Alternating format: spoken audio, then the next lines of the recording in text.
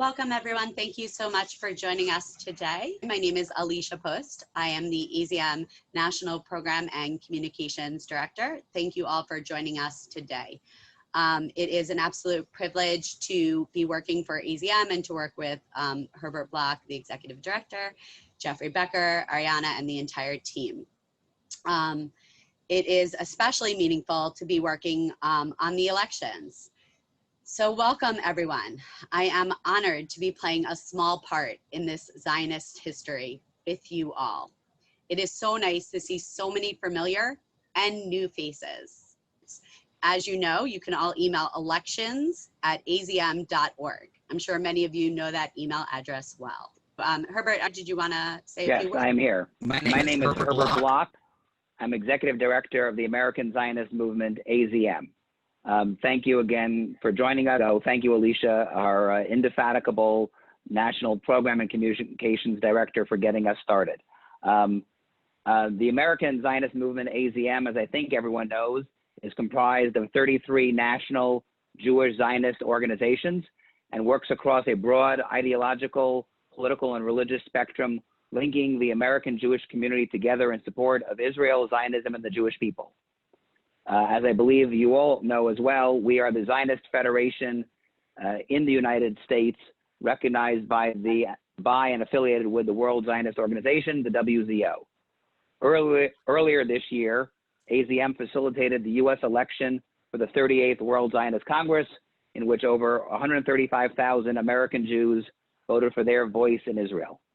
I want to especially thank the AZM president, Richard Heideman, who you will hear from in a minute, along with our other lay leaders and our election committee chair, Judge Abraham Gafni, for leading an open and fair election, which was really a team effort of all our staff and the various slates that ran and were represented on the election committee. We welcome to this gathering today hundreds of delegates and alternates from all across the United States, from the 14 slates which won seats in our vote, as well as American delegates and alternates from the international Zionist Jewish organizations, which also send representatives to the Zionist Congress. We're also pleased to have some of our Canadian friends joining us from north of the border from the CZF. Normally, as in past years where there was a Congress, we would have held an in-person retreat prior to the Congress. This year is different. We do sincerely appreciate all of your participation today in this orientation and briefing and in the Congress next week, and hope to see you in person next year. In that hopeful spirit, you'll notice that Alicia's background is the Binyanei Ha'omah, the convention center in Jerusalem, where the Congress normally convenes and where we hope to see you next year. Let me thank Jeffrey Becker, the election coordinator on the AZM staff, for his hard work this past year, preparing for, during, and after the election, and in working with the slates to be ready for the Congress. And Jeff will be helping field your questions today and in the coming week. Now I'll turn it back over to Alicia, and thank you all for participating today. So for over 3.5 years, I've had the privilege to be working with our first speaker. To many of you, he needs no introduction. He is a lawyer, an author, a husband, a father, a grandfather. And last, but certainly not least, he is an inspiring leader. It is now my honor to introduce to you the AZM president, Richard D. Heideman. Thank you, Alicia. And thank you, Herbert and Jeff, for your hard work.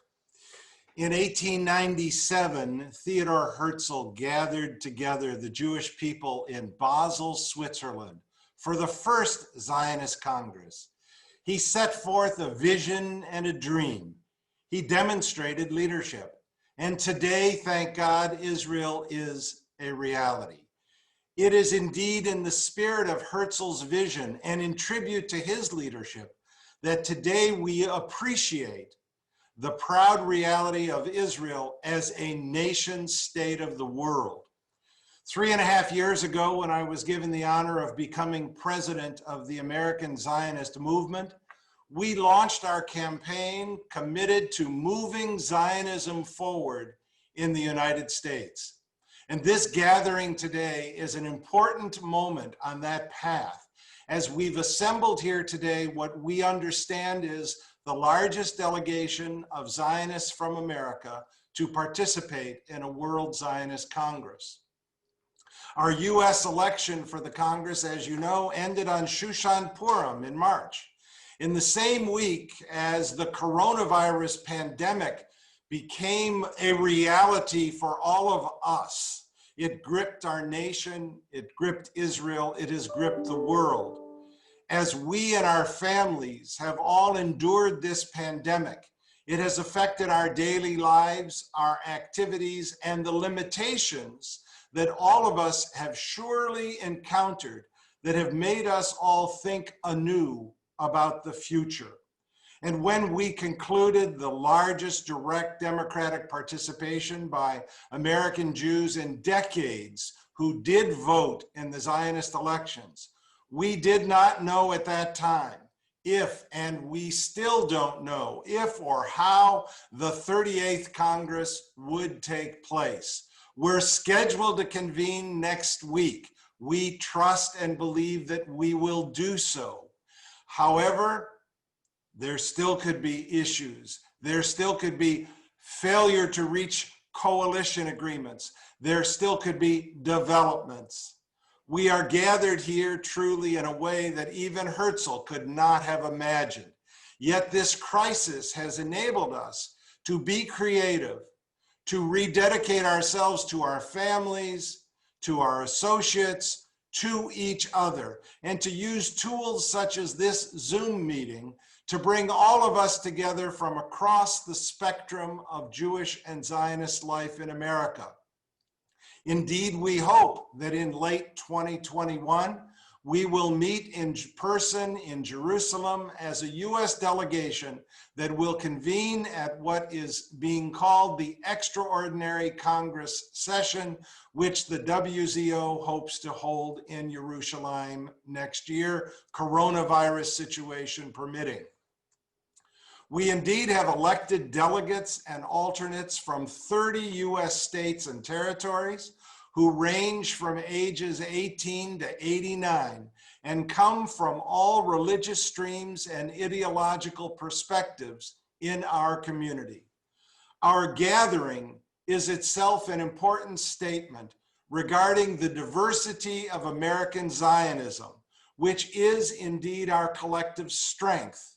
We ask each and every one of you, not only during the Congress, but throughout the year, to conduct yourselves with respectful dialogue that exemplifies the best of our Jewish traditions and the best of our community, which is committed to the dignity and respect for all people and respect for the right of each of us to have differences and to express our differences.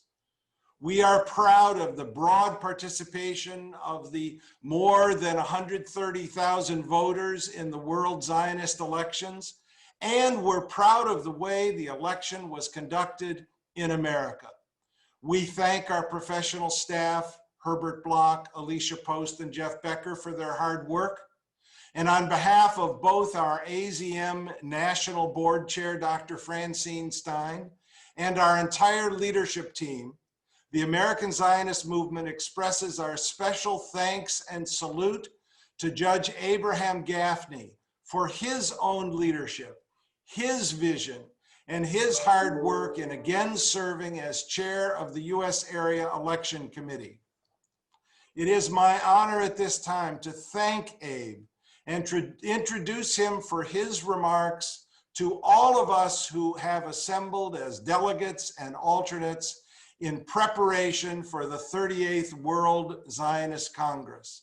And in introducing Abe, a person who is committed to justice and committed to equality and committed to giving everyone voice with dignity, I want to express as we come through this period our hope and our prayers from all of the leadership of the American Zionist Movement for your good health, for the good health of your family, and that each of you and all of us will be safe in our surroundings, and together will join with us in building a bright and a better future for all of Israel, for all of the Jewish people, and to do so in the spirit of Zionism and in accordance with the vision, the leadership, and the commitment to reality of Theodore Herzl. Please welcome Judge Abraham Gafni. Well, thank you, everybody. And thank you, Richard. I think that anything that I might have said, you have already said. This has been the second time I've been privileged to chair the Area Election Committee for the United States, and shows I'm twice as good as I must have been 5 years ago because we had 2 times as many voters. The only thing I would want to say, and I think you've sufficiently reflected this in your comments, we want to be sure that the groups, both the elected groups and those that are appointed, work in an appropriate manner. We all recall that while many reasons are given for why the Second Temple fell, everything from not saying the Shema, etc., the major reason often given is sinat chinam, which probably is not true from an historical point of view, but from an important internal point of view. What I've been pleased about with these elections this year is that while they were hard fought and there were often differences in opinions and policies, people acted appropriately. We here in the United States are now going through a national election. We do not see that same open-handed and fair-mindedness amongst parties. That was not true with respect to our election. We should be proud of what we did. We should be proud of our delegation, and we should be proud of the fact that we should be able to go work together in months and the coming years to assure that the Zionist ideal is fulfilled. With that, I have very little left to say because I know it's more important that we get onto the substantive matter of this meeting. So good for all of you, and let it be a very productive meeting. Thank you. Thank you so much, Judge Gafni. It's been wonderful working with you. We really appreciate your dedication and all you've done. So our next 2 presenters, I'll reiterate just, I am so grateful to have such dedicated leadership that I also enjoy working with. So first, please join me in welcoming Ken Bob, who is the past chairman of the AZM National Board and a member of the Jewish Agency Executive. Ken? Thank you, Alicia and Richard and Herbert and Abe. It's really a pleasure to be here today. I also want to thank all of you who are participating. There's close to 300 people here with us today to begin this process of the American delegation going to the Congress next week. And I say going, even though we'll be doing it virtually, it's still worth understanding how it works and what this is all about. So Alicia's going to put up some slides, and I'm going to walk you through in just about 10 minutes, sort of an overview of the WZO and the Congress itself in general, and then we'll drill down to some details. So looking at the next slide, Richard, Alicia, the next slide, please. Richard already mentioned that the Congress was founded by Herzl, by Theodore Herzl, the great visionary leader of the Zionist movement. And what I'm not going to do today is deal with any of the history of the Zionist Congresses. That's going to have to be for another day. I know we have a real mixed audience here today. Varies from veterans of multiple Congresses to people who this is their first engagement with the Zionist Congress. So I appreciate the differences, and I will just, for the newcomers, cover a lot of high-level issues. So as we go forward, what's important to understand, just to get a sense of what this is about, is the different institutions of the Jewish people that were founded and established by Zionist Congresses through the years. So obviously the World Zionist Organization, which is the parent body, if you will. I'm sure many of you don't know that Bank Leumi, one of the leading banks of Israel, was actually established as the Jewish Colonial Trust of the WZO. The Keren Kayemet LeYisrael, better known as the JNF, is part of the WZO, and you're going to hear more about that in a moment. The Keren HaYesod is an organization that actually a lot of Americans don't know about, because the Keren HaYesod is the fundraising entity for the Jewish collective, if you will, outside of North America. Here in North America, we have Jewish federations which fulfill this role largely. but there are not Jewish federations in other countries, and the Keren HaYesod is an international entity that does that fundraising for the national institutions. And lastly, you have the Jewish Agency. As Alicia mentioned, I sit on the executive of the Board of Governors of the Jewish Agency, and later on in this presentation, we'll cover a little bit more of that as well. So let's go and talk about the Zionist Congress itself. We actually have this year 753 delegates which have been elected or selected for the Zionist Congress. I should just mention, because I'm a stickler for details, the number should actually be 525 of elected delegates, but 4 were disqualified due to unresolved issues with certain countries. So 4 delegates from 3 countries weren't seated. These are the delegates that come up through the Zionist Federation structure. As you've heard previously and you know well, we held elections here, and we selected our delegates. In other countries, particularly ones with smaller delegations, they don't actually hold elections, but they do it. They come to a consensus or a unanimous consent agreement around the Zionist Federation table and put together their delegation. But in some way, the delegates are chosen in each country and then attend the Congress. In addition, as you see here, there's delegates from international Zionist organizations. This is a phenomenon that developed over the years within the WZO as Zionist organizations developed. Some of them, some of the what we'd call the women's organizations, Hadassah, Vitzo, Naamat, Emunah, Amit, and others. You have other organizations as well that affiliate with the Zionist movement, so they get their own delegates assigned, and they have a specific number, and then they choose their delegates. So let's talk about how the elected delegates are contained. That's the next slide, Alicia. So as we said, there's 520 elected delegates, and they're divided into 3 what I would call buckets from around the world. So you have 38% of the delegates, or 200, represent Israel, and that delegation is built based upon the relative strengths of the Zionist parties in the Knesset that are elected immediately before the Congress. People ask me occasionally, well, how does a party get designated as Zionist? It's a party that wants to be. Any party in the Knesset can apply to the WZO and go through the procedure and be recognized as a Zionist party. So it's really a self-selection process. And there are parties that in previous years weren't, who now are. So that's their choice. The second bucket, if you will, is all of us on the call today. The 152 delegates from the United States represents 29%. As you all know, we were chosen all through election, the online election. And lastly, you have 169 delegates, or a third of all the delegates, who represent the Zionist movement around the world, and they're elected or selected by their own process locally. So now I'm going to move on to what I call the 3 elements of the WZO.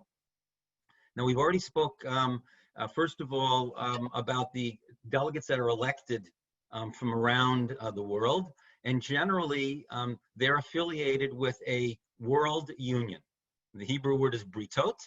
And here, if you look at this list, you see a combination of world unions that are affiliated with Israeli political parties and ones that are not. Now, the origin of the World Zionist Organization was very much based on what became the Israeli political system. Of course, you know the World Zionist Organization began 50 years before there was a state, but already then you had various streams, if you will, of the Zionist movement. Amos Oz famously said that Zionism is a surname. And you have labor Zionism and religious Zionism and revisionist Zionism. And that's really how the WZO began. And that's why the basis of the WZO is very much based on these britot. So you can just look up and down the list there. Some of them will make sense to you, some won't.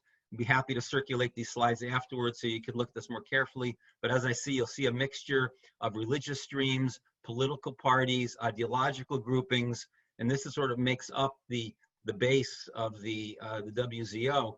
And incidentally, as Richard mentioned in his introductory remarks, there's negotiations going on between the various world unions as we speak about which world union is going to fill which role in the leadership of the national institutions. These are the bodies that are holding the negotiations right now.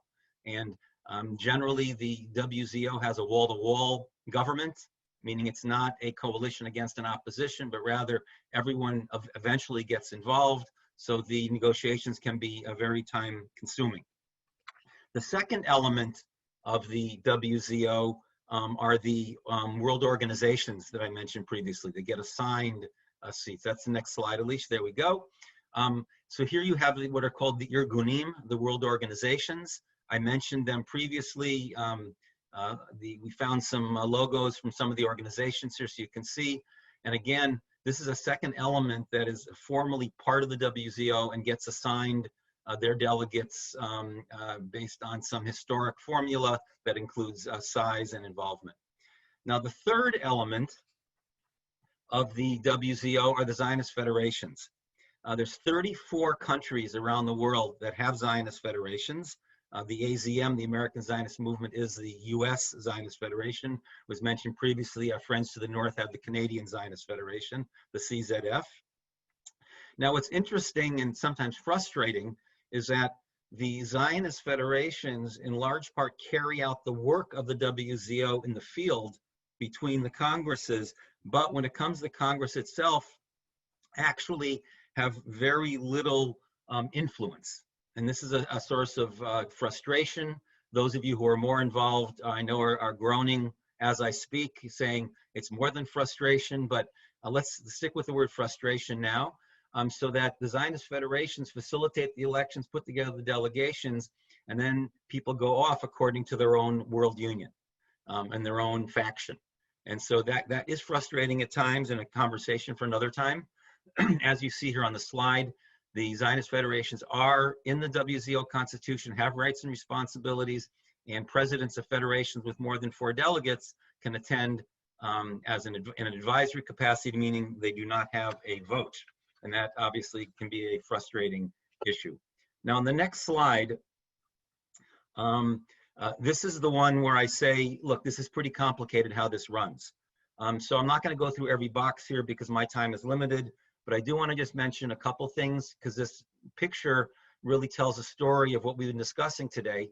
You see up in the upper left corner, you have the Zionist federations, which are not even directly linked to the Congress, but actually, elect the Britot representatives, the world unions. You have the world organizations, which bring people to the Congress.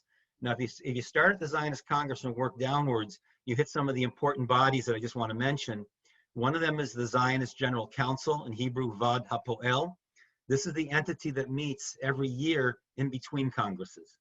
And so for every 4 delegates that a group of 4 or 5 delegates that a world union has, they get they get 1 member of the Vad HaPoel. And this in turn allows the Zionist movement around the world to function between Congresses, and that group will meet every year between the Congress. Below that, you have the expanded executive, which is a smaller group that meets a couple times a year. And then below that, you have the Zionist executive, which meets in Israel regularly, mostly comprised of Israeli representatives of the various groups, and they operate and manage all of the departments that you see below. And that is sort of the organizational structure of how the WZO works. And for my last slide, I want to return to where we started. We talked a lot during the election, all the different lists that ran here in the AZM organized elections. We talked a lot about how important these elections were. And some people would poo-poo it and say, well, really, but it's mostly about Israeli politics. But in essence, it's not. And this is because based on that early slide that I shared of the founding of all these various national institutions, this tells you about the governance of these national institutions. And obviously, the WZO has full governance over itself. So all of you delegates will be voting for the leadership of the World Zionist Organization at the Congress and choosing the leadership and also the department heads of the WZO. But the WZO also has 50% of the members of the Board of Governors of the Jewish Agency. And that's direct governance over the Jewish Agency. And then you have the Board of Directors of the Keren Kayem Israel, the JNF. And the WZO has 100% governance over the JNF. And lastly, the Keren HaYesod, the organization that the Americans really know the least about, there also the WZO has 50% of the governance. So it's very important that not only do we look at this Congress as a one-time event and then a Vada Poel that meets every year, but anyone here who's affiliated with the World Union will be selecting people to sit on the Jewish Agency Board of Governors and the JNF Board of Directors and the Karen HaYesod Board of Directors are contributing to the governance of these organizations. And this is why I believe that this is an important place for us to be active and to be involved. And Alicia, I'll pass it back to you. Wonderful. Thank you so much, Ken. I'm sure that you're all fully clear now. I often say to people when they say, explain how the Congress works, I say, explain how the government of Israel works, and then I'll explain how the Congress works. But thank you. And again, any questions, please put them in the chat to Jeff. So thank you so much, Ken. Next up, we have Karma Feinstein. Karma is on the WZO Expanded Executive and the WZC, World Zionist Congress, Planning Committee. So everyone, please join me in welcoming Karma. Thank you so much, Alicia. Hi, everybody. Thank you so much. First of all, I want to thank Richard and Herbert and Judge Gafni and Alicia and Jeff and all you amazing, wonderful people that took the time out to listen to things that would otherwise be perceived as archaic, and to Ken, who laid the foundations for what I'm about to explain to everyone. So we're heading towards one of the strangest World Zionist Congresses ever. The World Zionist Congress in and of itself is unique. It's a platform which brings together the broad spectrum of the Zionist ideologies from left to right, from Haredi to Reform. There are organizations. There are so many different shades of Zionism, and we're all under one umbrella. And that's, in my mind, something outstanding in and of itself. And this umbrella now will have 753 people who in normal times would meet in Jerusalem, and we'd all be charged and excited, and everyone would be talking in the lobbies, and we'd be talking a little bit about ideology and doing a lot of schmoozing and getting to know each other and meeting people from different countries and seeing the members of our factions from all over the world. And it's a very, very exciting event. And here we are hit with this crazy pandemic. And we turn around, we say, okay, so we have to hold a World Zionist Congress. And months ago, we were absolutely certain that, oh, of course, October's, that's so far ahead. Sure, we're gonna meet Jerusalem. What do you mean we can't meet Jerusalem? And to be honest, we enjoy meeting. You know, we enjoy these meetings. It's fun. For all the people who are newcomers, it seems like, you know, it's a big, as we like to say, balagan, but it's really a lot of people who have one common denominator, and that's Zionism, and that is unique in and of itself. So sitting on the planning committee, we were sort of hit with, okay, so what do we do? And now we have a situation where a term is ending and we have to re-elect new heads of departments. We have 4 heads of the, national institutions, and we either, what do we defer the Congress? What do we do? So a decision was made to hold the Congress in the time that was voted on, I don't know, was it 2 years ago? And then it was like, okay, so what do we do? And the planning committee basically sat down and said, the purpose of the Congress is not to hold the elections for the key positions. You'll see it in your glossary. We just added that in, thanks to Alicia. Tafkidim, positions. It's not just for that. And it was across the board agreed that out of sheer respect, and this also goes exactly with what Ken said before, the delegates want to be involved in more than just deciding or voting, just raising a hand on something that's been predetermined, being part of something bigger than that. So we basically had to sit down and decide what committees and what would be, what the Congress would look like. So before I go on to explaining what the Congress is going to look like, I do want to say that whatever has been deferred, God willing, and this has been said before, and I really want to emphasize this, is that we cannot wait to meet face to face, in person, God willing, be it 10 months from now, 7 months from now, whenever, God willing, they find a vaccine, is discovered, something, so that we can all sit and argue for hours on different types of Zionism, because that's what we do. And that's what we enjoy doing. And now, before anyone thinks that this is all an issue of rainbows and unicorns and a lot of love, because it isn't only rainbows and unicorns, excuse me, I feel it's important to speak a little bit about the process which leads up to the Congress. It's complex, and there's a lot at stake, and this was mentioned before. And it ranges from paid positions, which basically can be equated to ministerial positions, and budgets for activities, for world unions, for organizations. So it's not all rainbows. And as we speak, as Ken said before, right now, things are happening, and you can be reading about it in the press everywhere, English, Hebrew. For those of you who read Hebrew, there's a lot more out there. And hopefully this will end soon. And I do want to share that for my Yom Kippur reading, I chose, because it was all social distance, and we were spending a lot of time at home anyway, because we really weren't allowed to go to shul. So I chose the Daniel Silva book. It's called The Order. It's his new book. He writes about the Mossad. Why am I mentioning this? As I'm reading about the process of electing the new Pope in Italy, for some strange reason, it reminded me of what's going on with the Zionist Congress. So to sum that up, until we see white smoke, literally white smoke emanating from the chimney, nothing will be final. And that's what Richard said, and I really want to latch onto that. We're really hoping that we're gonna get that white smoke out of the chimney very soon, so that we can, you know, start a new term. And that's sort of a transition. Once that's resolved and everybody sits in a room, and you know, it is, I guess, a dark, smoke-filled room and whatever, and when that white smoke comes out of the chimney, then we go through a transition and we get to the Congress, and it's celebratory. You really feel like, okay, we can calm down.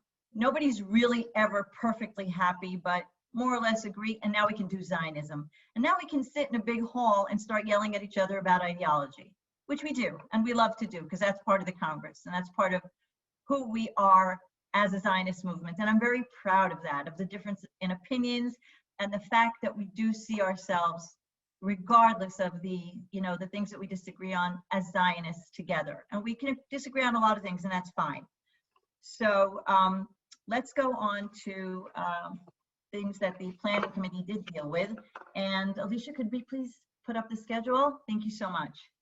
So the Congress is comprised of a few parts, and to let you know basically what's really going to be happening at the Congress. So first and foremost, there are quite a few ceremonies, and it's actually very, very respectful, and I think that's something that I admire in the structure of the Congress, is that we start out with memoriam, and we, you know, give respect to those who have passed in the year or in, you know, in the last term, and Zionist leaders. This time, I believe that there will be a guest from the Italian Jewish community, because they suffered great losses from COVID, unfortunately. And it's a whole session. It's a very, you know, honorable session, and we're, you know, something that they take very, very seriously. And the Havdil, the flip side of that, which is another very important honorary session, is the honorary members. And that's, may they live till 120. These are people that have devoted and committed their life to the Zionist movement, that basically are in a different level of reserve duty for the Zionist movement, and they're being honored for their contribution and for the work that they have done. Once they are elected for that category, they can no longer serve on any committees, and they can no longer hold any positions in the WZO. So those two very important ceremonies in the beginning of the Congress. Then we have elections. There are a few different types of elections. We start the Congress with plenaries. I believe it's in plenary session 1. It's the election of the Congress President and the Congress Presidium. So there's a glossary. I won't, because my time is limited, I won't go into every term if that's okay. But that is something that happens as the first set of elections. And what you will see ongoing is the term plenary. I think I'm already programmed to the terminology of the WZO. We would probably call it something else, but it's called a plenary. And there are many of those, and there are some, keynote speakers, and the Prime Minister and the chairman of the WZO, and they will speak. And then there are keynote speakers on specific topics. We will also have panel discussions. So I'm going to go back, I'm going to circle back to the elections. The second elections, which are the elections for the 4 key positions, if you want to see 4 different popes of the WZO. Hope I'm not offending anybody, no Catholics in the crowd, right? So we have the chair of the Zionist executive, the deputy chair of the Zionist executive, the entire Zionist executive, and the WZO controller. So there will be a 14-hour interim period for voting, but I'm just mentioning that now. Again, not going into detail, and we're going to be going over that later with those who will be presenting the technical issues of the Congress. Now, the big issue, and I want to give a little bit of background on the committees. The Planning Committee, as I said before, really did not want to find the Congress just electing officials or tafkidim, positions. So there were 2 themes, or one extended theme that was decided on for the Congress, and we were sort of walking in the dark because nobody knew what would open up, how many people could participate, how we were going to do this, was it even technically possible? So we ended up with mutual responsibility in Aliyah. So everybody's gung-ho for Congress, and all these, these new lists and delegations that, have emerged, and it's fantastic. Sent in over 60 some odd resolutions, and due to time constraints and technology, problems with the technology, and trying to make sure that there would, how do you deal with over 100 people in a committee? We had to basically limit it to those resolutions that could be dealt with, and it was from 60 some odd resolutions. Anything that had to do with budget or that wasn't specifically on topic was deferred to Bezrat Hashem, God willing, when we know when the next Congress will take place, when part 2, then those will be brought to the committees once again. So we have 5 committees, and the 6th one is obviously on constitutional matters. Committee number 1, Israel is Home, deals with Aliyah.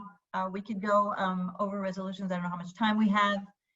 Education in Hebrew language, education, Israel and the diaspora in multiple mutual responsibilities.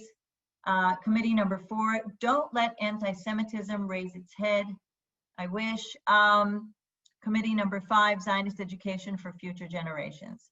So there are resolutions. There's a page. I'm assuming it's been sent to everyone.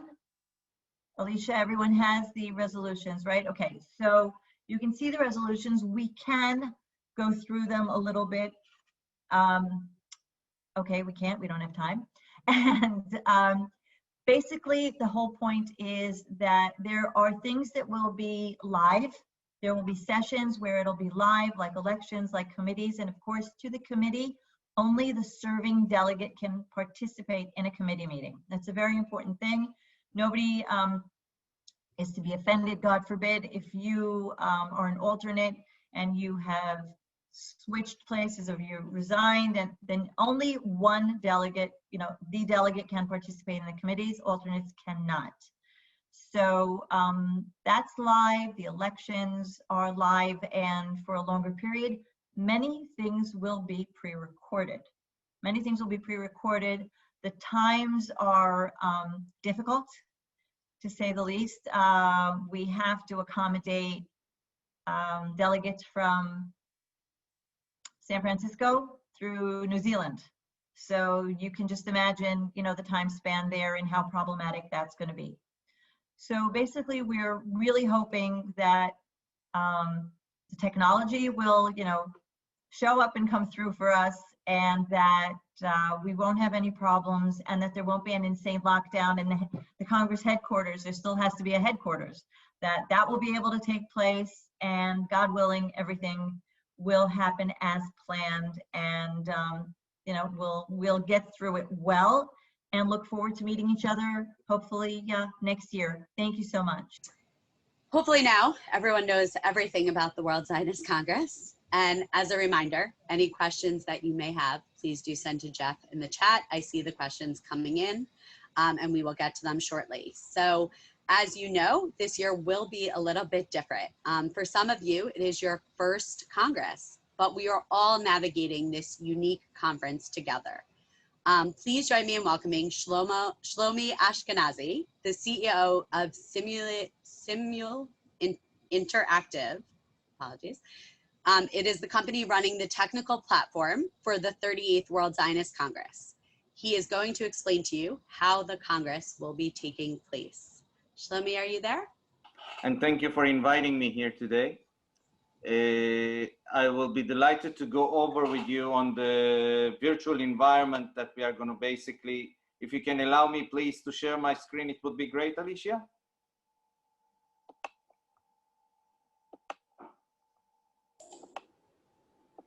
So sorry, just one moment.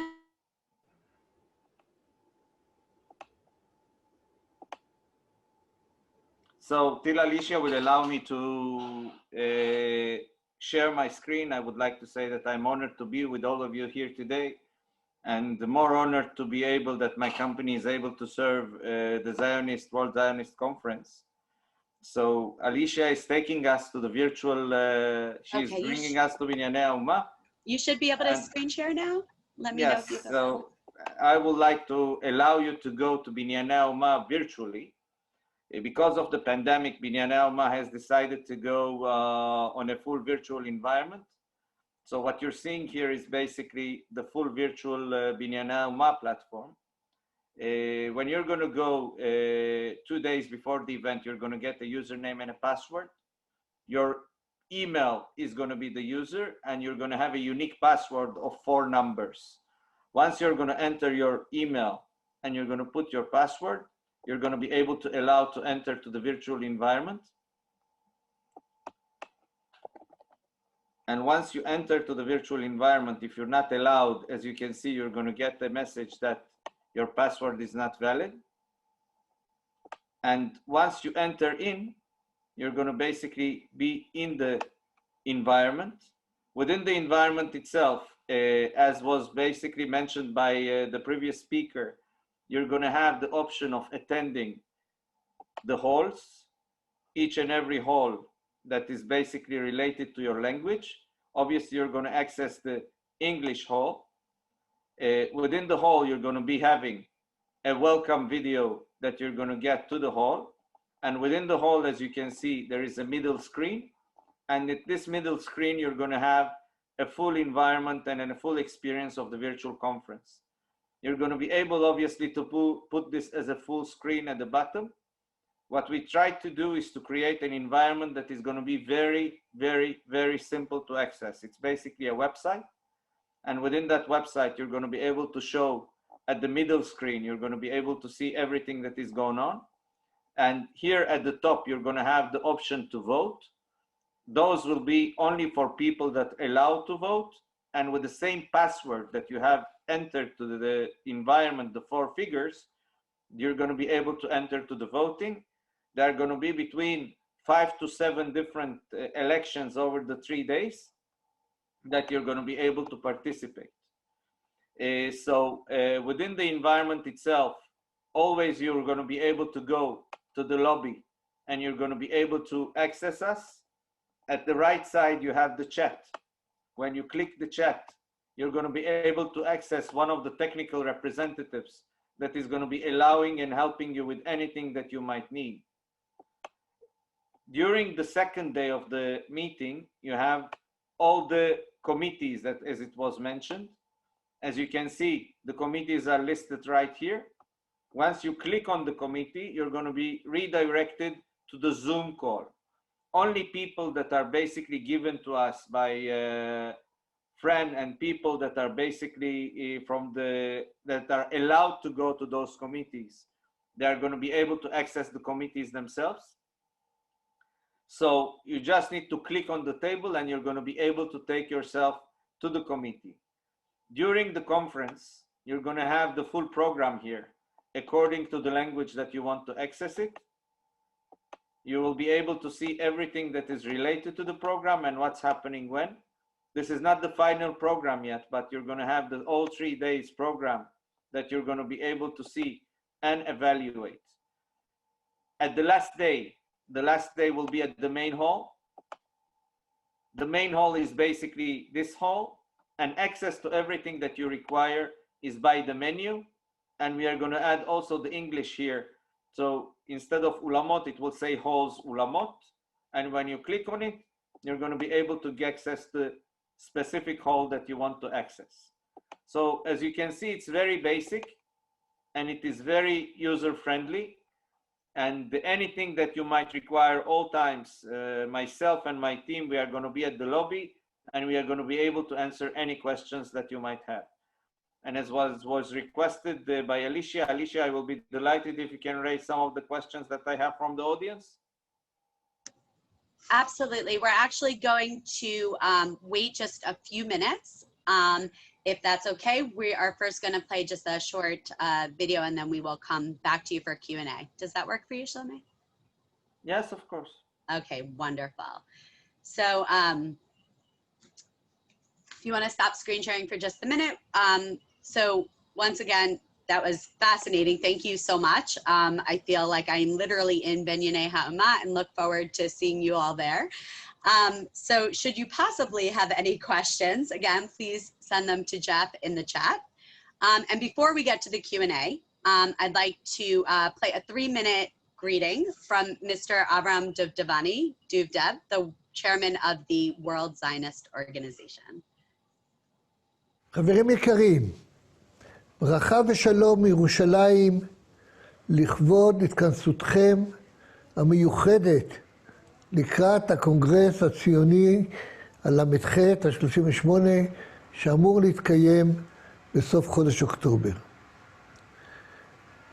אנחנו בגלל המצב והמגפה הקשה שיש לנו הרבה זמן של הקורונה, נאלצים בפעם הראשונה בהיסטוריה לעשות את הקונגרס באופן וירטואלי, באופן שהכל יתקיים באמצעות המדיה.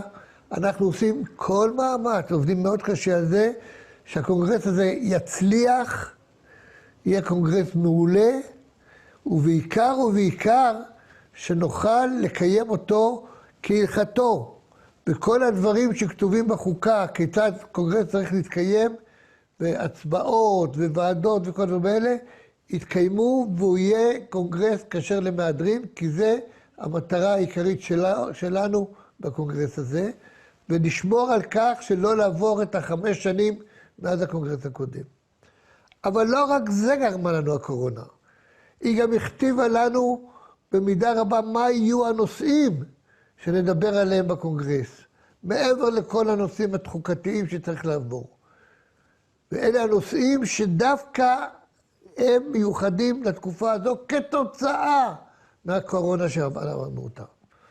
האחד זה ערבות הדדית, ישראל ערבי זה לזה, אבל ערבות הדדית בתוכנו בקנה מידה עולמי, לא רק בתוך העם היושב בציון ולא רק בתוך הקהילות שלנו, אלא גלובלית, עם כל יהודי בכל מקום בעולם, במצב הזה, ואנחנו נעסוק בנושא הזה ונראה מה ההשלכות של הנושא הזה על פעילות ההסתדרות הציונית העולמית בתקופה הקרובה. והנושא השני זה הפתח שנפתח לעלייה גדולה לארץ ישראל.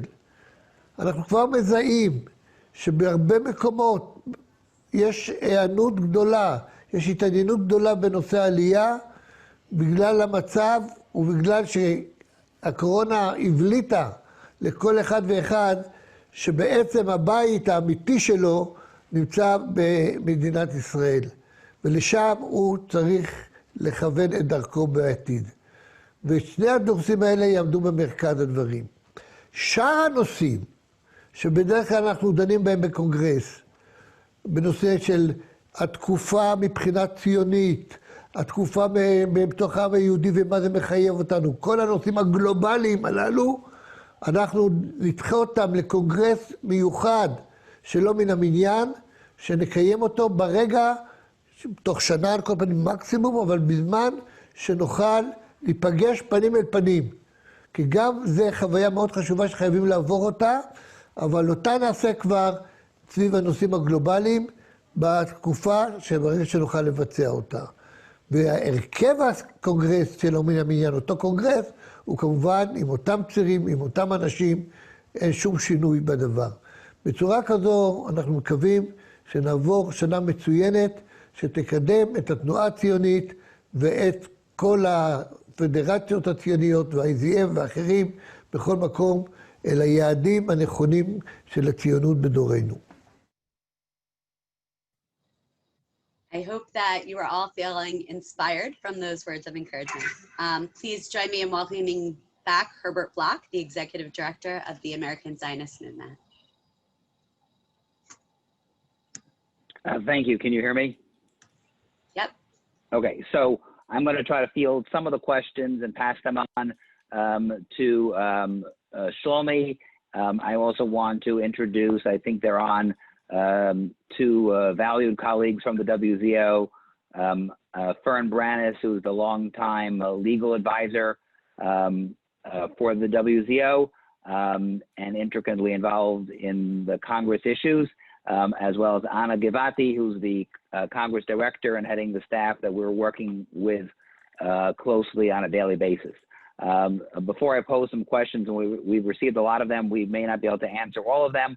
We will be sending out to everybody the presentations that were made today, the slides, the links to all the different items that are available, as well as some additional materials, including a glossary and other items that will be helpful to you.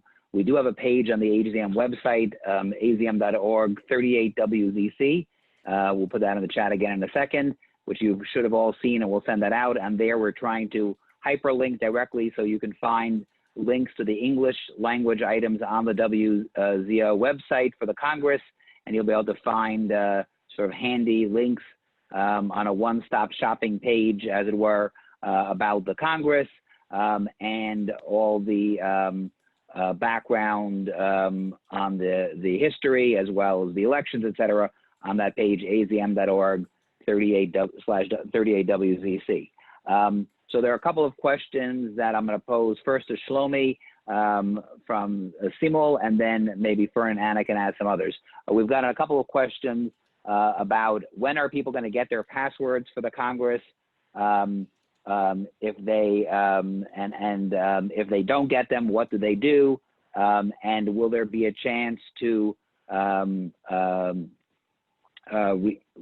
experiment with the site or log in early to make sure that people are comfortable with the site. That's one set of questions. The second questions relate to voting and how that's going to work. We understand there will be and it's on the schedule, a 14-hour window for people to vote, and I think a 10-hour window for the committee votes on resolutions, following the committees on the resolutions. So how will that work, and will there be the same password and login for that? Shlomi?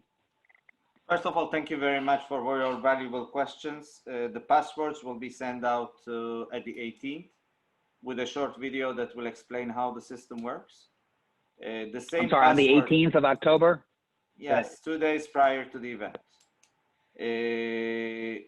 The same password, 4-digit password, will be valid for those that are allowed to vote. It will be activated only to those, and it will be at the email that will be sent that will define clearly that they allow to vote. There are going to be between 5 to 7 election terms, and I think that Fern will be able to give more information on that. The same password of the login with those 4 digits will be those that are going to basically be used also for the elections to make your lives much easier on the way that you're voting.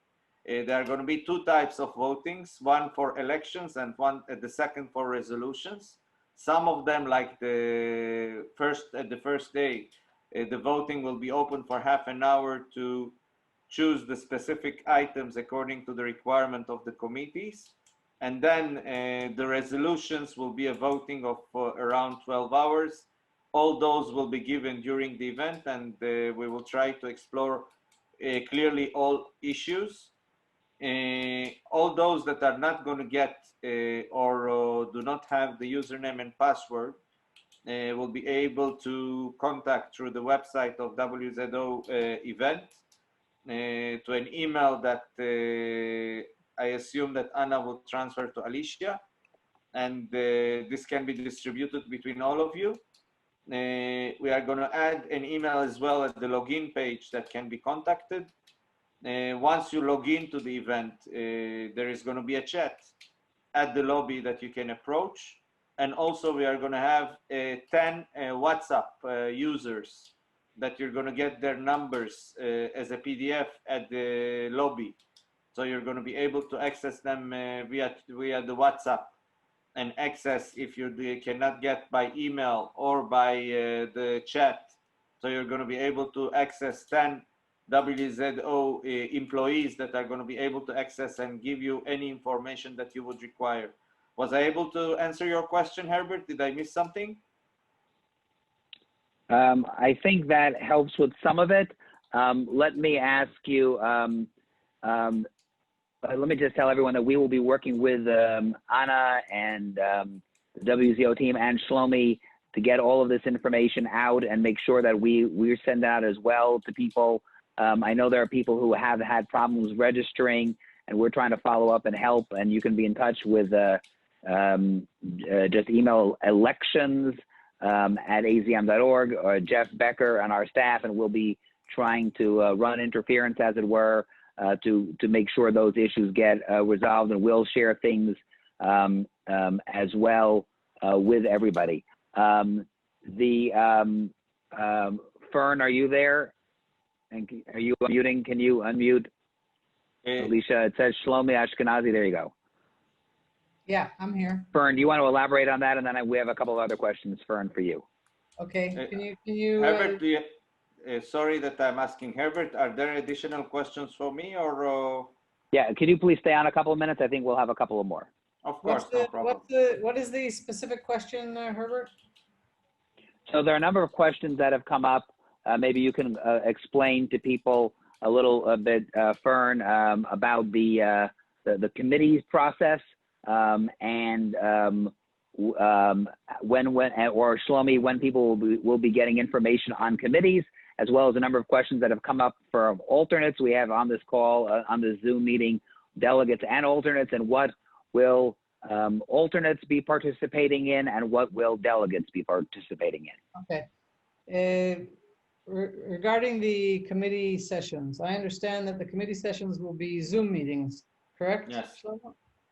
So they will be conducted something like this session, where there will be a chairperson and committees.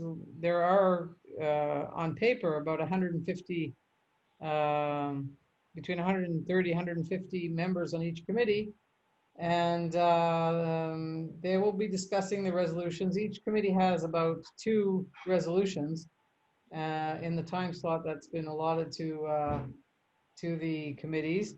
And we have tried to limit the amount of time that people will be able to speak and to introduce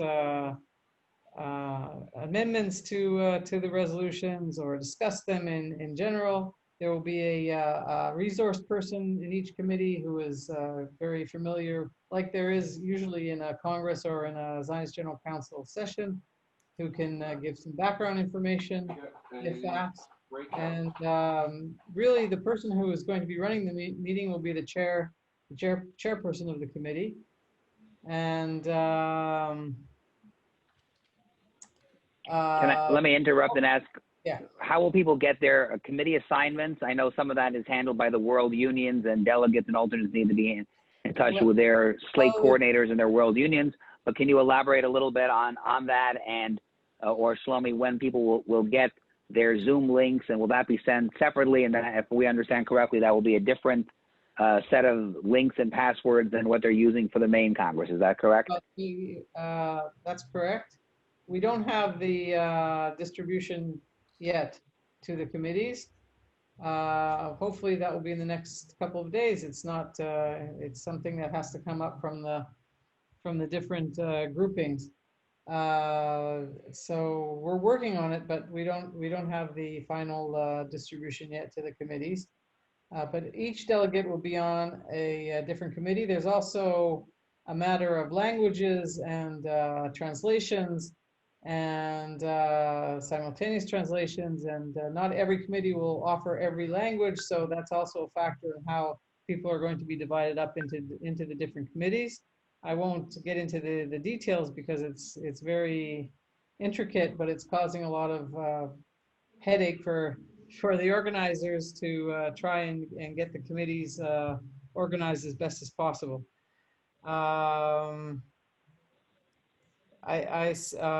Yes, there is a question for me, I assume. Hi. Yeah, well, yes, well, there was a technical question about if you can elaborate at all on the Zoom meetings and anything that people need to know about how those committees will work. Yes, I will tell you exactly. I truly apologize that I disconnected a second, as it is a very important session for you. I have attended, but currently we are running a Sapiens event in US actually. So I do apologize that I disconnected from you for a second. Now I'm all yours with you.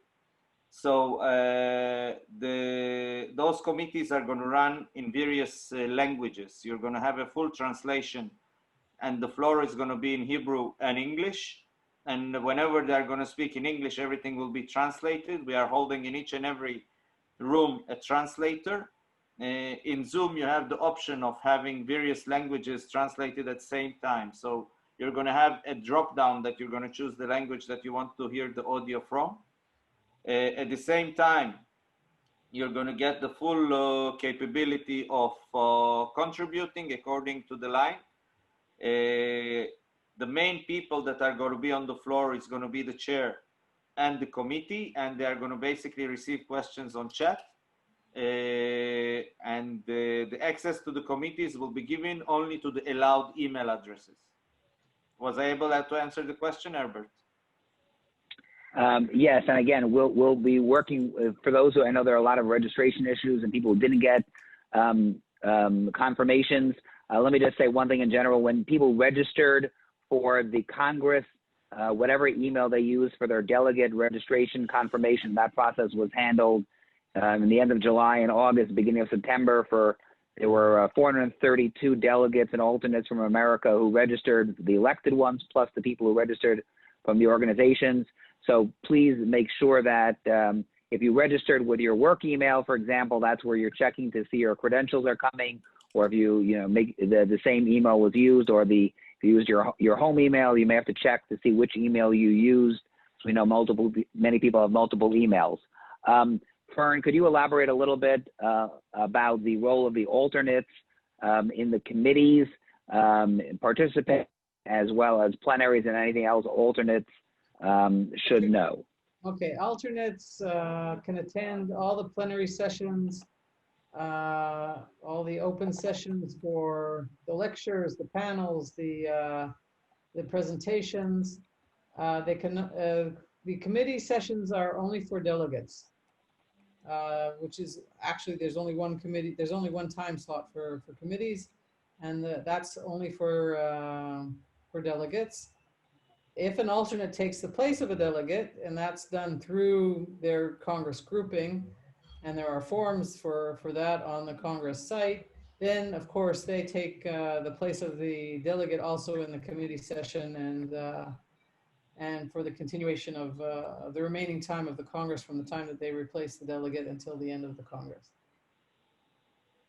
So if I understand correctly, if an alternate replaces a delegate on Tuesday in the afternoon after the session Tuesday, that alternate is then in that slot for Wednesday and Thursday, and the delegate sort of can't go back to that slot. Is that correct? The delegate can't go back, but the alternate can be replaced by another alternate if that alternate can't take part in, at a certain time. He can be an alternate can be replaced by another alternate. That's why you have more than one alternate for delegates. But usually, it's how you described it is usually the case. Delegate can no longer take place. The alternate takes his place, and his name is put forward through his grouping, so that there's a minimum of contact between the office and the actual person. It's done through their representatives. So there's a recognized representatives of each grouping, and they're the ones who give the instructions on who is taking over from whom. So just to clarify, this has come up a lot. As we understand that delegates can be replaced either now before the Congress with an alternate or even during the middle of the Congress with an alternate, correct? That's correct. And then can someone clarify how that will work in terms of the alternate who then becomes a delegate getting their voting credentials? Is that maybe that's Shlomi? That's Shlomi you'll have to answer. Okay, I'm not sure he's there right now. Also, I believe Shlomi had to run, but he said he will be available and we will be in touch with him to find out for sure. I'm sorry. Right, and we will be working with each of the elected slates have a coordinator that we've been working with, and many of the other groups that are on from the international organizations do have coordinators, and if there's questions, we can help facilitate that. As we understand, generally it is the coordinators or the point person for each slate and each group, which then joins a Congress grouping faction, also known as a SIA. Those are the ones who are handling the resignations and replacements. So we'll be sharing that information with the coordinators. So we encourage the delegates and alternates here on as the individuals to also be in touch with your coordinators on that, as it is not a direct AZM role in that. We have received information about observers and each of the world unions, the organizations, the AZM as well can register observers for the Congress. And there was a form that was sent out to all the slate coordinators for that as well. Those forms are also on the WZO Congress website, and we'll share those links as well. There will be aspects of the Congress that will be broadcast both on the Congress, the WZO Facebook and the Congress website. And we just got some confirmations today on those different links, and once that's all fully verified, we will share those as well, so the general public will be able to view the portions of the Congress on an open platform. Shlomi, there was some question about the alternates who replace the delegates and getting their credentials. Do they need new credentials? Do their credentials get upgraded, as it were, once an alternate takes over from a delegate? This is basically something that we are going to do during the event. If there is a replacement, they're going to get an email with their credentials that they're going to be able to access, and we are going to update the database that they are allowed to either vote or access a certain committee. Okay. Let me just say, we will, after we finish a couple of technical questions, we'll have a brief, there have been a number of questions about the different resolutions, and we'll have a brief discussion on the resolution, just to go over the topics of the resolutions. Alan Silberman, who's our AZM Vice President for WZO Relations, will go over that after we've done some of the technical questions.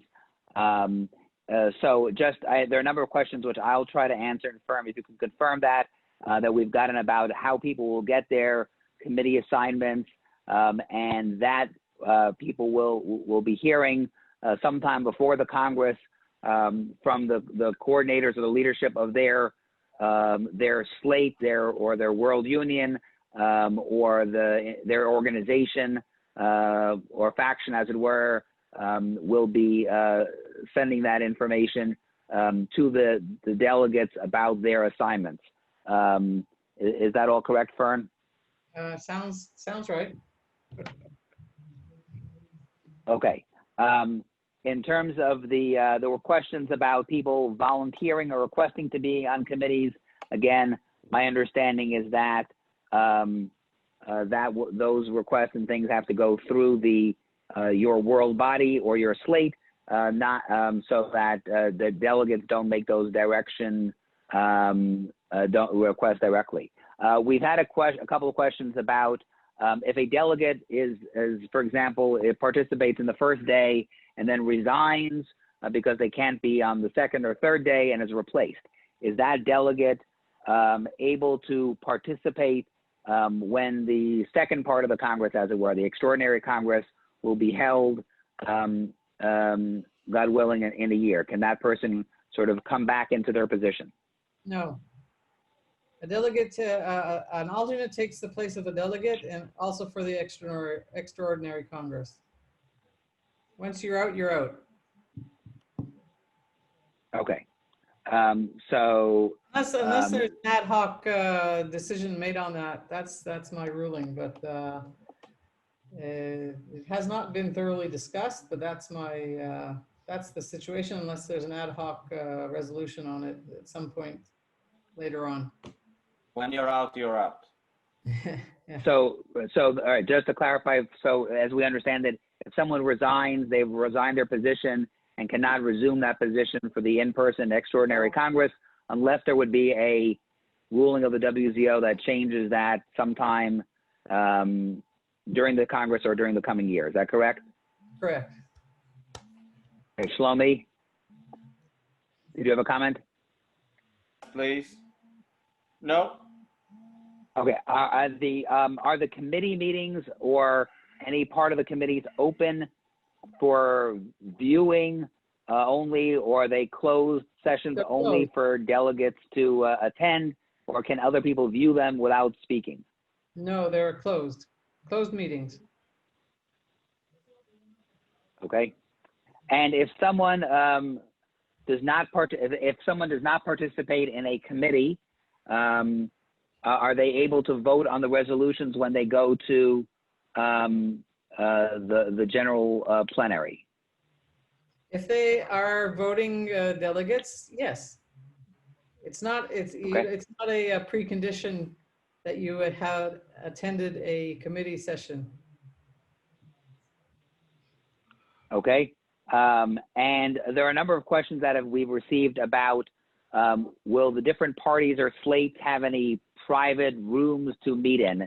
You know, I guess in a regular Congress, and I myself have not been to one, this is my first as well, there would be, you know, caucuses and gatherings and breakfast meetings, and will there be any platform that WZO is setting up for the different groupings to meet, or is that something that has to be handled or discussed directly with each person's faction?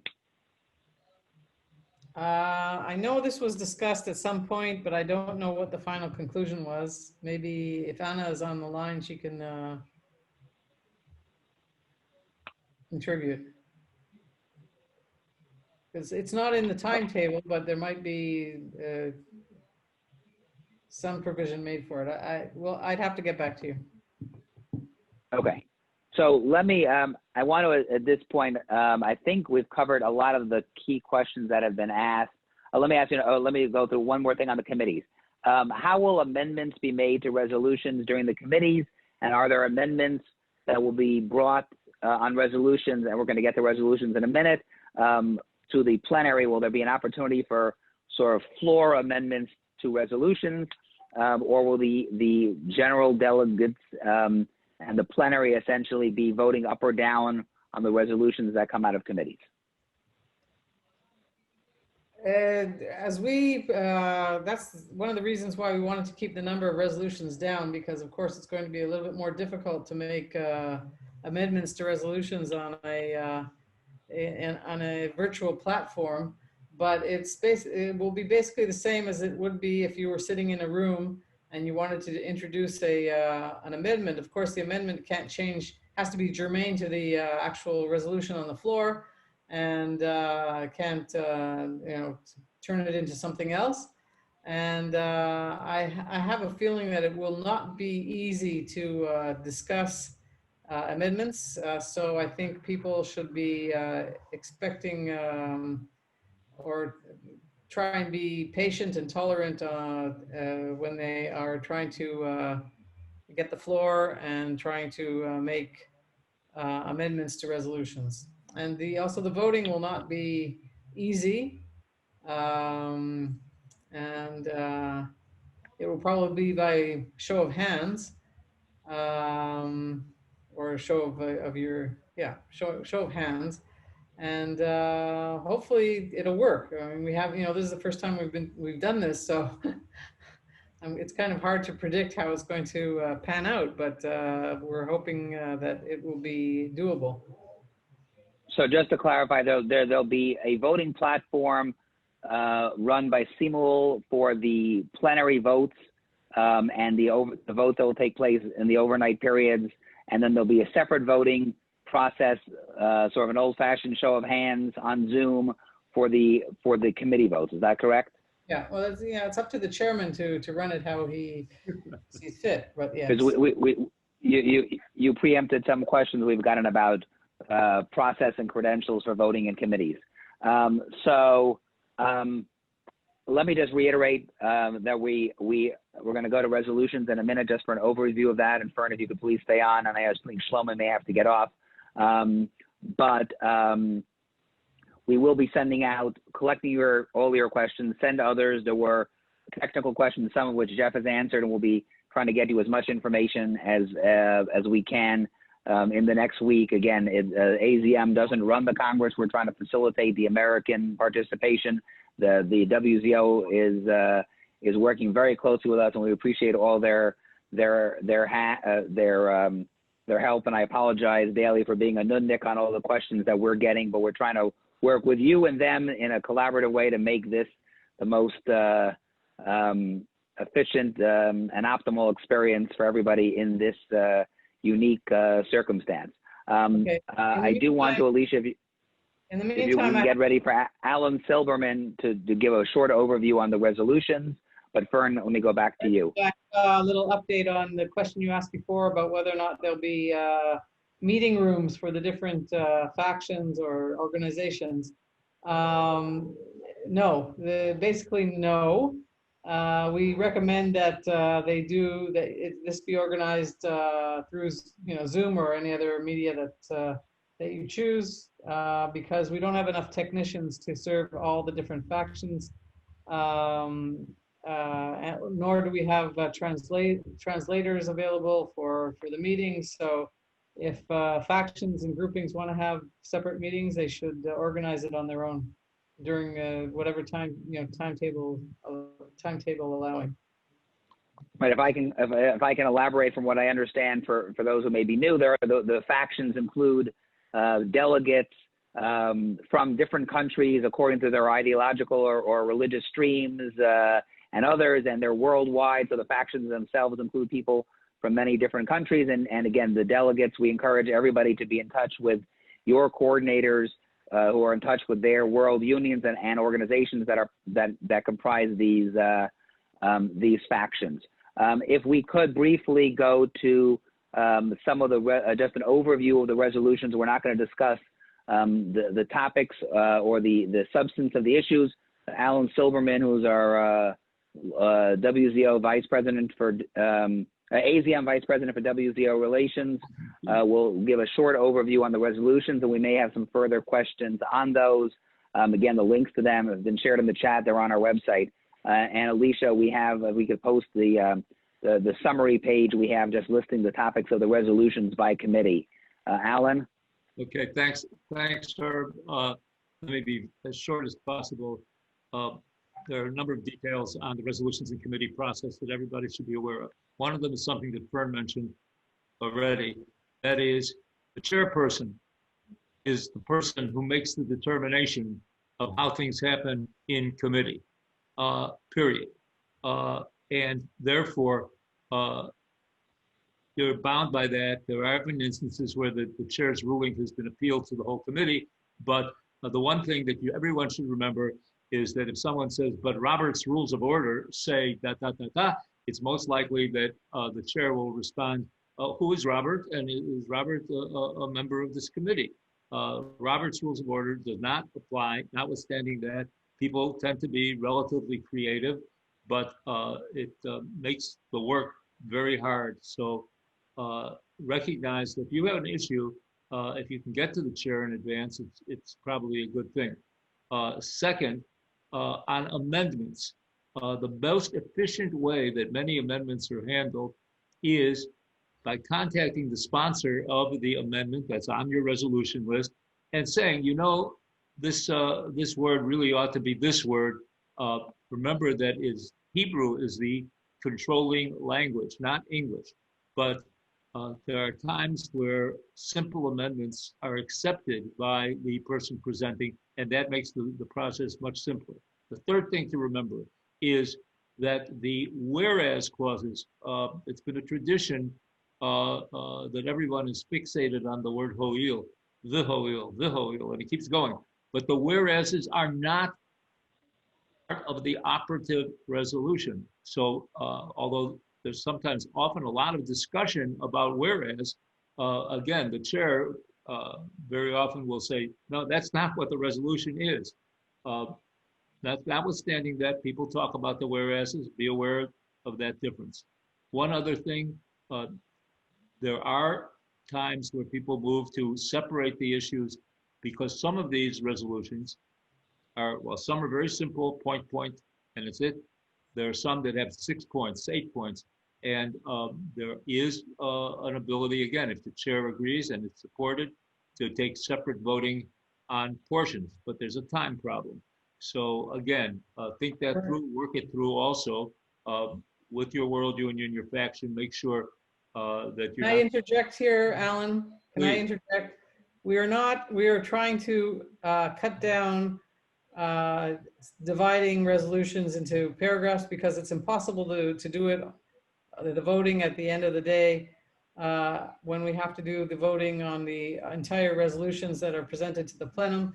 So I would strongly suggest to all the chairpersons of the committees that they do not separate different sections, at least not in the plenum. Maybe in the committee session it might be, able to do it, but not at the plenum session. I'm talking only about the committee, and I mean that the more effective way, if there's a problematic point, is to amend by deleting that point. But that all can happen. What you have to know, just to follow up on what Fern just said, those of you who've been in the committees of WZO before have all learned to love the term votum separatum, which does not mean you go to an ENT person to check your nasal passage.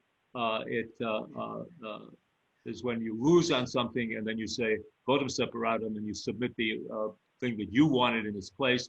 There are no votum separata in this Congress, none.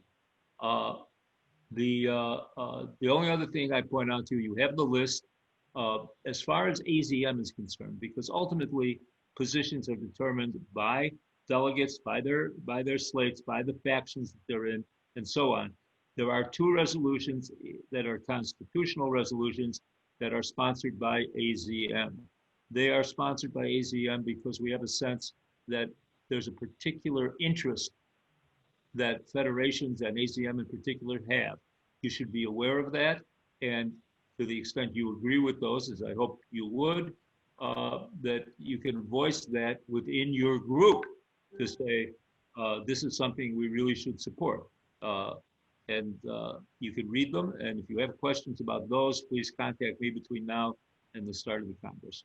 Otherwise, we're going to have an interesting, as always, an interesting Congress, and one that is going to be more efficient than we've had when we had 60 and 80 resolutions that we could never get through. We have a total of 11 in committee and 3 in Congress, in the constitutional thing. And that we have to thank the planning committee, particularly for cutting it down. Fern, well, thank you, Alan, for that. Again, we showed you briefly, and we'll send out to everybody the summary screen of the resolutions, and we'll send that paper out.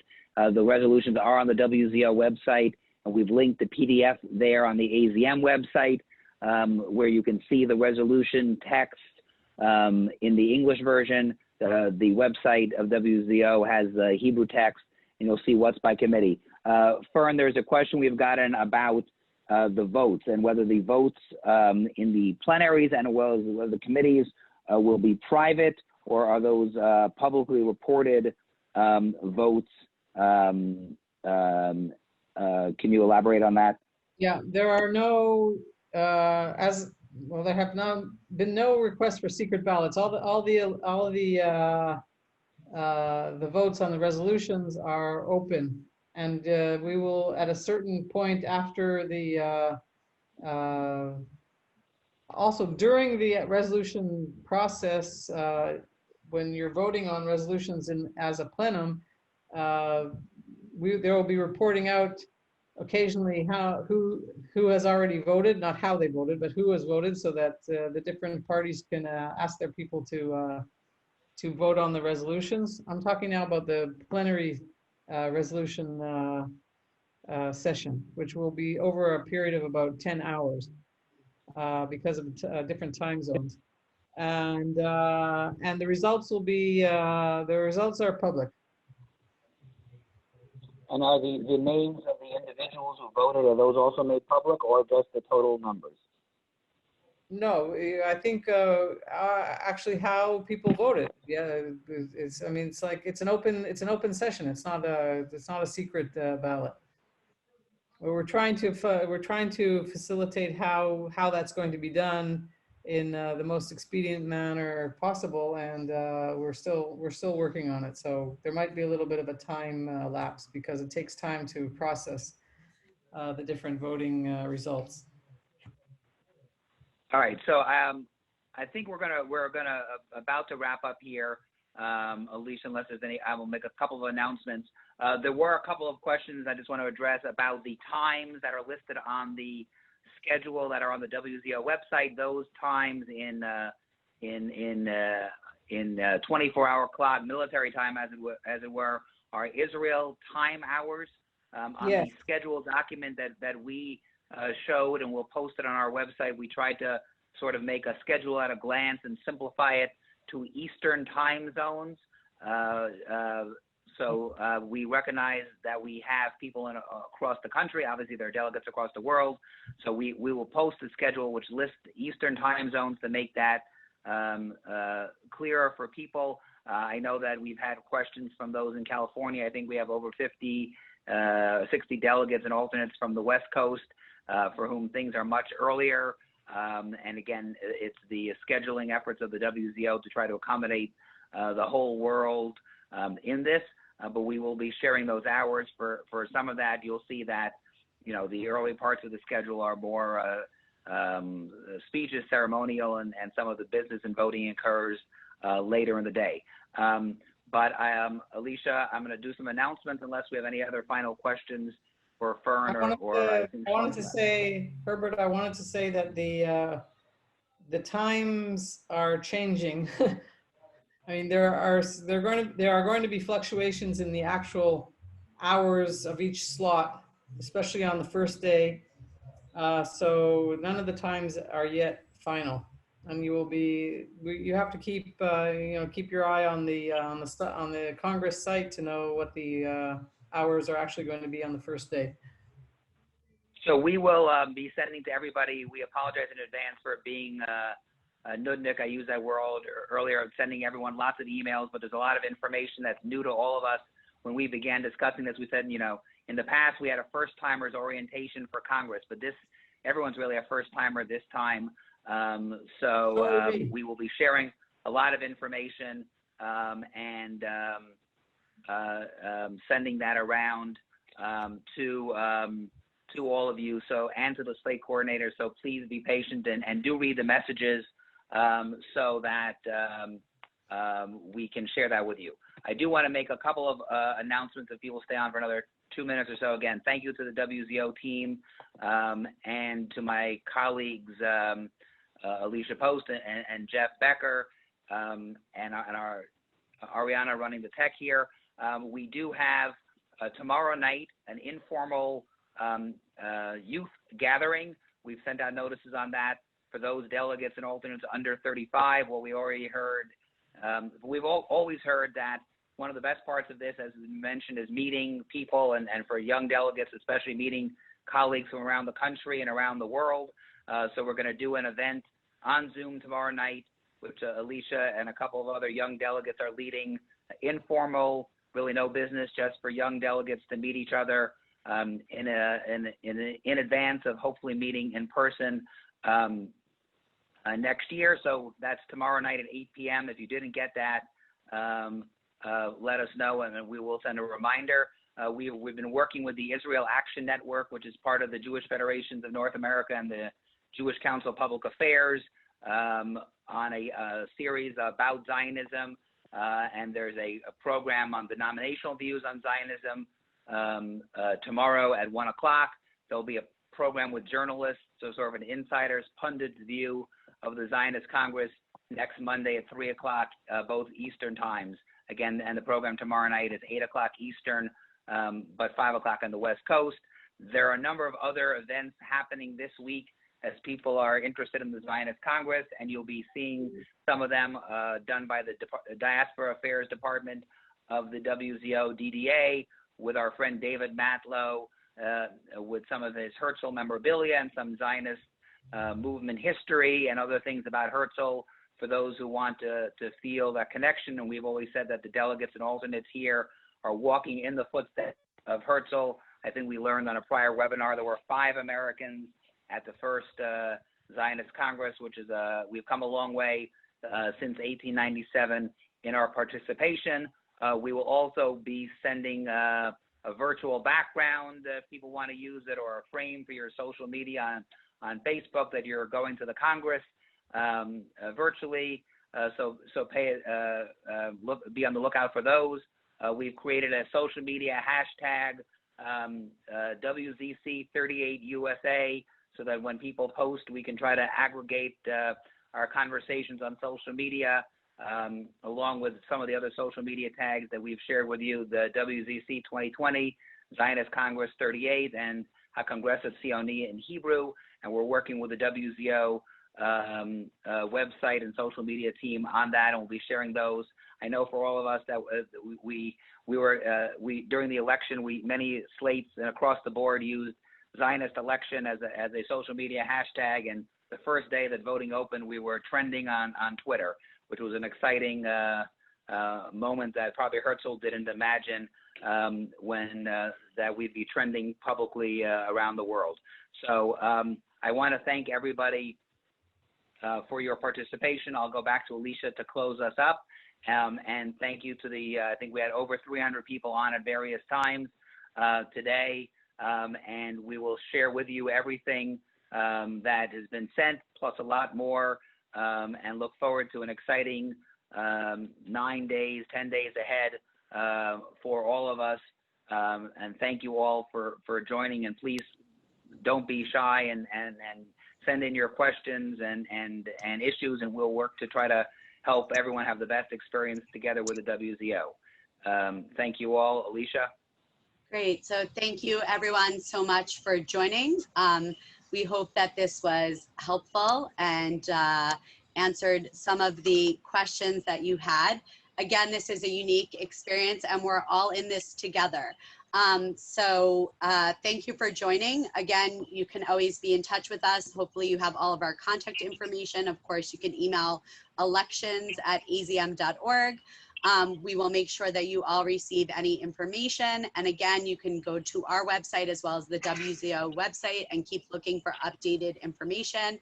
We look forward to continuing to be in touch, and always a good thing to give you back 15 minutes. So glad we didn't run late. And just thank you, everyone. Your continued leadership is so important, and this is the true parliament of the Jewish people.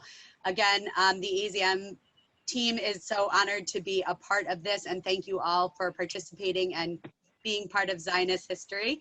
We look forward to seeing you a week from today, and hopefully we will figure everything out together. So thank you very much, and stay safe, stay healthy, and have a good week.